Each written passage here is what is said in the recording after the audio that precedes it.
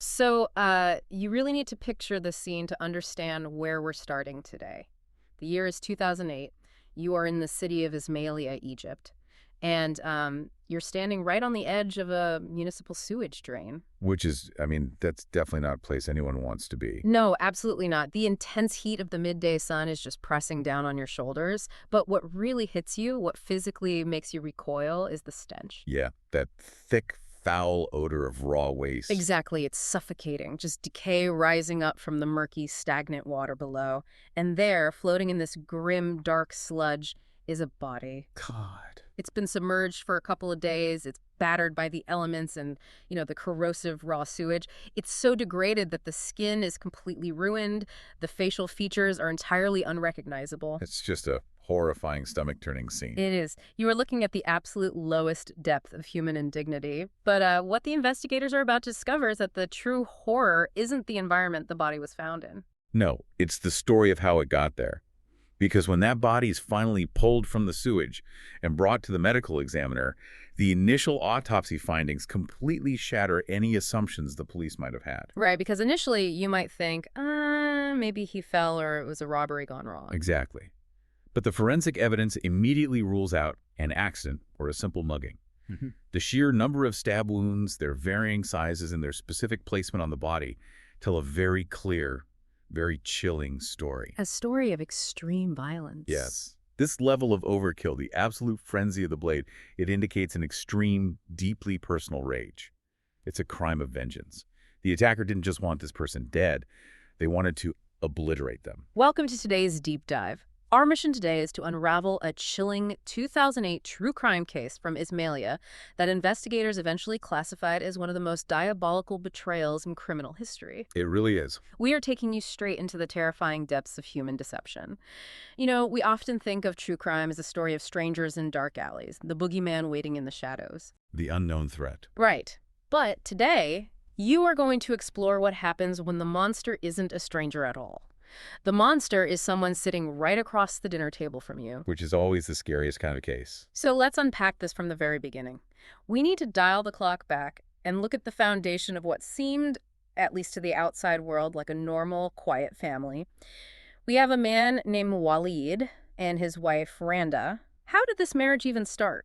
Well, to understand the violent end, we really have to look at their deeply flawed beginning. Walid was a man who actually had plenty of options. His family had suggested several other women for him to marry over the years, which was a pretty common practice. But he wanted Randa. He was entirely fixated on her. He genuinely, deeply loved her. The problem was that Randa, who was 30 years old at the time of these events, did not share that affection in the slightest. She didn't love him at all? Not at all. She never loved him. The marriage was the result of intense family and social pressure. So you have a foundation built on a severe psychological imbalance from day one. One partner is entirely devoted and desperate to please. And the other is entirely resentful, feeling trapped in a life she never actually chose for herself. And from what I understand, that resentment wasn't just simmering quietly in the background. It was actively weaponized because of a very specific, deeply personal issue within their marriage. Yeah, this is a crucial factor in the dynamic. The case files mention Walid suffered from what translates as a, quote, sexual weakness. Now, to put that in modern terms, we're talking about chronic intimacy issues or erectile dysfunction. Right. It clearly wasn't complete impotence, considering they had 3 children together over the course of their marriage, but it was a persistent, ongoing struggle, and Randa used it as constant ammunition, didn't she? She did. Every single time they argued, no matter what the argument was actually about, she would bring his medical condition up, Yeah. She would belittle him, attack his manhood, and essentially blame him for every ounce of her unhappiness. That's brutal. It was a calculated way to break his self-esteem and maintain emotional dominance in the household. Which naturally makes you wonder about Walid's psychology. Why on earth would someone stay in a situation like that? Why endure that constant, targeted emotional abuse from the person who is supposed to be your partner? The answer lies in his tragic flaw. His unwavering, unconditional devotion to her. He just loved her too much. Exactly. Instead of matching her anger or recognizing the toxicity of the situation and walking away, Walid's response to her cruelty was simply to reiterate his love. Wow. He would tell her over and over that he was willing to do absolutely anything to make her happy, to seek treatment, to fix the situation as long as she stayed with him. His attachment to her completely blinded his sense of self-preservation. And that dynamic eventually reaches a breaking point. There's this climactic confrontation where Randa just lays all her cards on the table. She tells Walid straight to his face that she does not love him, that his condition is the source of all her misery, and she is entirely done playing house. And Walid is desperate. He is practically begging her. He pleads with her not to destroy their home, not to tear their family apart for the sake of their 3 young children. And Randa's response is ice cold. She doesn't care. She packs her bags, takes the 3 kids, and moves out.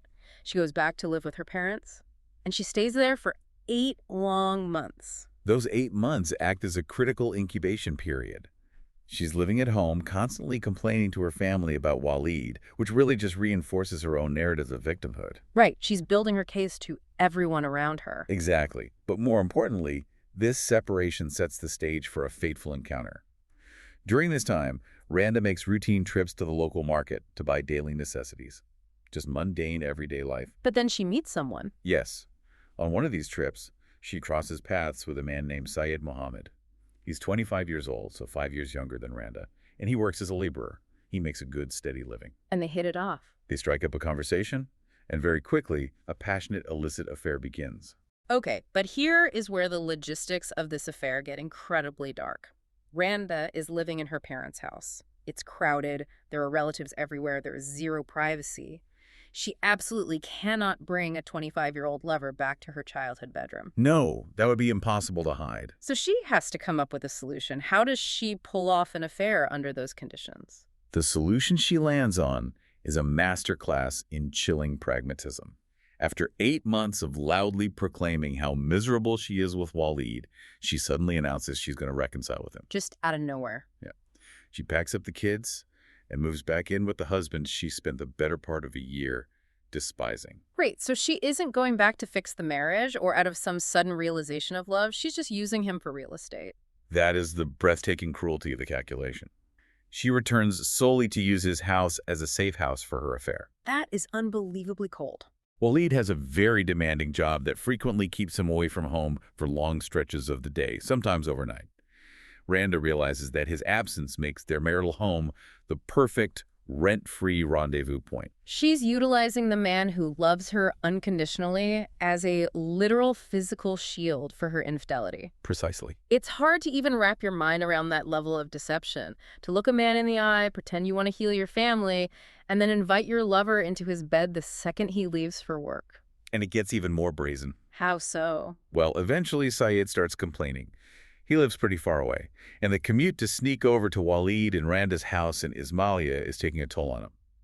He tells Randa he loves her, he wants to be near her, but the travel is just too much. So what does she do? Randa actually goes out and rents a room near her home, specifically for Syed to live in. This ensures he's always nearby, just waiting for the exact moment Walid leaves for work so he can slip inside the house. Having him that close leads to incredible risks. You have to remember, there are 3 young children living in this house. They start seeing this strange man, Syed, coming into their home on a regular basis. And children are observant. They ask questions. Right. When they ask Randa who this man is, she feeds them a lie. She tells them Syed is their uncle, but an uncle they just don't know very well. She is actively making her children complicit in the deception without them even realizing it. Which almost backfires spectacularly. The kids, being innocent, believe it, but then they innocently mention it to their father.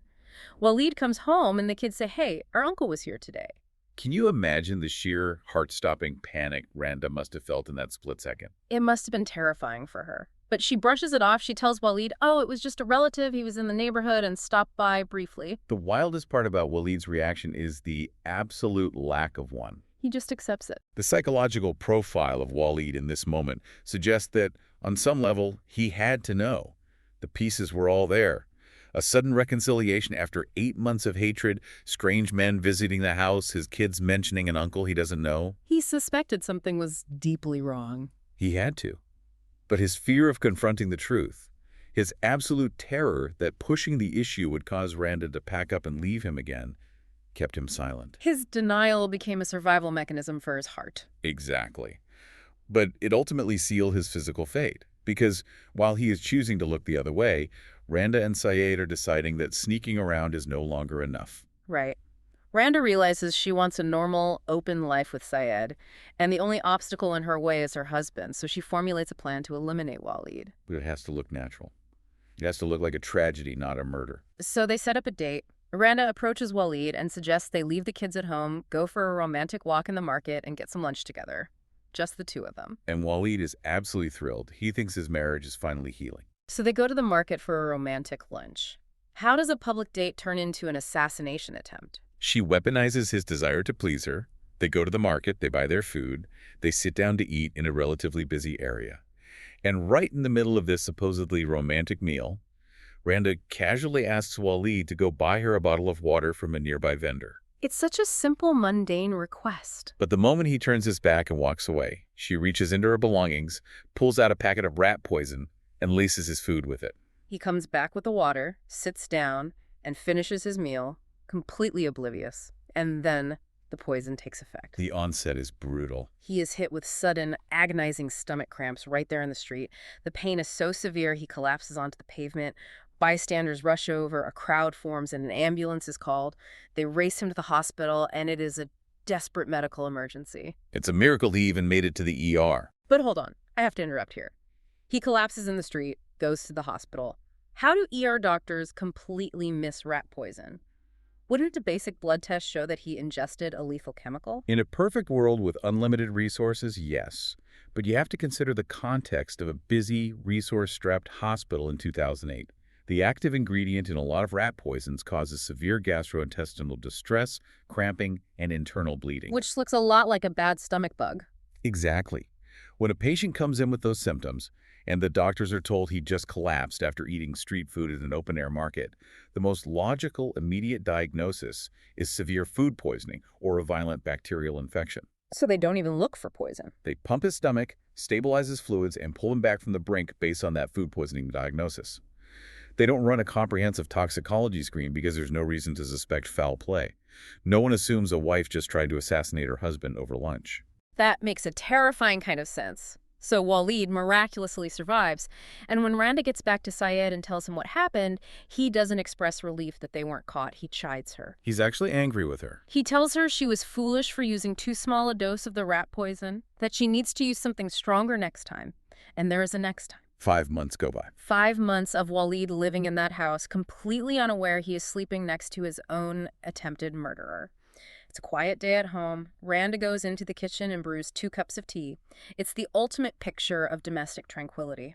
But into Walid's cup, she pours a massive, lethal dose of toxic agricultural insecticide. She hands him the cup. He drinks it.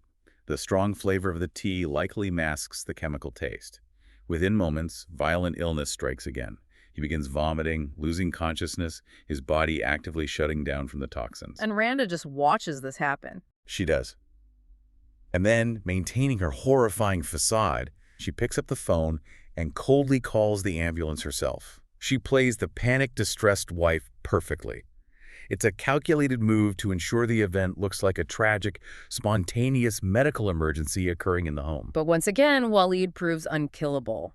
The ambulance arrives, they rush him to the ER, and the doctors manage to save his life a second time. It is absolutely astounding. He survives a lethal dose of agricultural insecticide. If you look at the criminal behavior profile here, these 2 failed poisonings mark a massive turning point in the conspirator's psychology. How so? Poisoning is a passive, detached method of murder. It allows the killer to avoid looking the victim in the eye, to maintain a psychological distance from the actual taking of a life. Yeah. But when passive methods fail twice, the frustration mounts. Seed realizes that hiding behind chemicals isn't working anymore. Yes. The accidental approach has to be abandoned. The shift to brute, intimate force becomes inevitable. So after 2 failed attempts, the frustration boils over. Syed decides he has had enough. He tells Randa that he's going to finish the job himself, and he gives her very strict instructions to stay entirely out of it physically. He doesn't want her hands on the weapon. Right. The setup happens on a fateful morning. Syed visits Randa at the house and gives her one precise directive. Tonight at exactly 9 p.m., you need to ask Walid to go out and buy something for you. Just get him out of the house and onto the street. Think about the tension in that house all day. Randa is watching the clock tick down, making dinner, talking to her children, knowing exactly what is waiting for her husband in the dark. 8 p.m., 8:30 p.m. Then 9 p.m. strikes. Randa goes to Walid and asks him to run an errand for her. And Walid, ever the devoted husband, eager to please the wife he loves so much, agrees without hesitation. He has no idea. He steps out the front door and walks into the night. You have to picture this dark, isolated street. The shadows are long. The air is still. Walid is just walking, probably thinking about what he needs to buy. And then the ambush happens. Said steps out of the shadows. There is no conversation. There is no warning. Said attacks Walid with a knife.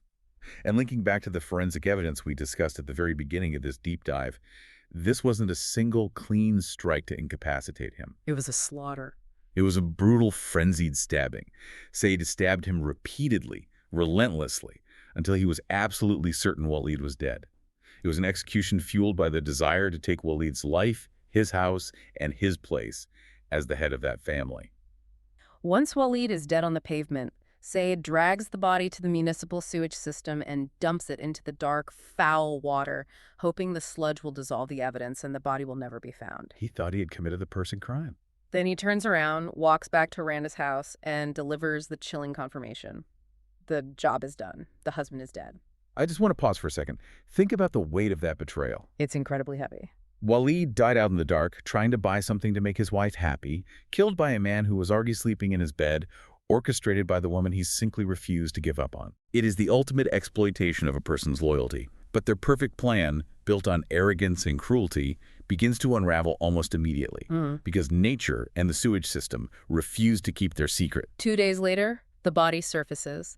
The police pull it from the muck, identify it as Walid, and they show up at Randa's door to deliver the news. And she's ready for them. She puts on an Oscar-worthy performance. She screams, she cries, she literally collapses in grief in front of the detectives. She is playing the devastated widow to absolute perfection. But detectives are trained to look past the theatrical performance and focus on the practical timelines. The lead investigator immediately spots a glaring inconsistency. The timeline doesn't make sense. Exactly. Walid's body has been in the sewage for 2 days. The forensic timeline is clear. That means he has been missing from his home for at least 48 hours. Why didn't this supposedly devastated, deeply loving wife ever bother to file a missing persons report?